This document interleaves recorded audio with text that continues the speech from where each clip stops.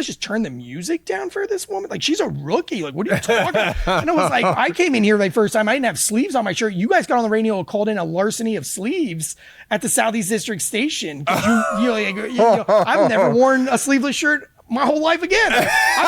You embarrassed me so much the first time I came here. I threw away all my sleeveless shirts. And I was like, and here this comes in with, bra and panties on, and you guys are gonna like, and they're like, shut up. And I was like, no, look at this. I was like, hey, look, women's equality, like women's rights, like you should be treated just like all of us. Like like, does your mom know that you dress like a whore to the gym? And they're like, Tansy, stop. Like, and I'm like, no, this is crazy. Like, and so and it ended up, she's like, I've heard of you and it's okay. I really want to be a cop like you. And so she ends up throughout the book becoming this wild character where she was just an absolute fighter, and she ends up getting her neck slit in the book. And I'll let that story play out. She got her neck slit. Yeah, by a murder suspect. In real life? Yes, in real life. And then my leg was shattered in multiple places, and I received like 12 screws, 2 pins, and a plane, a rod. Another cop broke his arm and was out for it was snapped like clean, like really snapped his arm in half. Who was this dude? Like Dolph Lundgren? Yeah, just got out of prison for 14 years for attempted murder, and then got out of prison and went back to the person that he tried to attempted murder and tried to murder them again.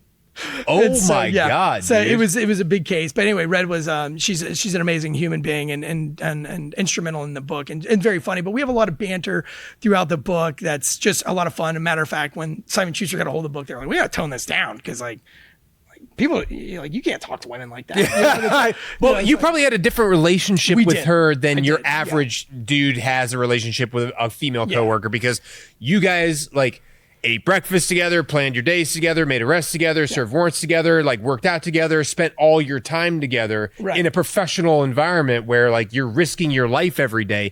She's going to become like your sister. Right. And she was like my little sister who was taller than me. And of course, like she's tall and attractive. I'm short, stumpy, and not so attractive. So like there's no chance of like any kind of sexual tension there. Yeah. It was like this very, like you said, like a very little sister, but she's taller than me relationship. And her and I just got in just these insane fights where, of course we're like knocking people's teeth out and we work murders that, all these just really crazy stuff. Yeah. That's so but crazy. to end off your story, but the tasing in the vagina story, since I brought it up, and I have to give you context. There was a group home, and a woman had locked herself in the bathroom of this group home, and so this woman would probably have been in her 30s, 25, 30 years old, so kind of like a rehab kind of situation. And so I go and I don't take any backup with me because it's a girl locked in a bathroom. Who cares? Yeah.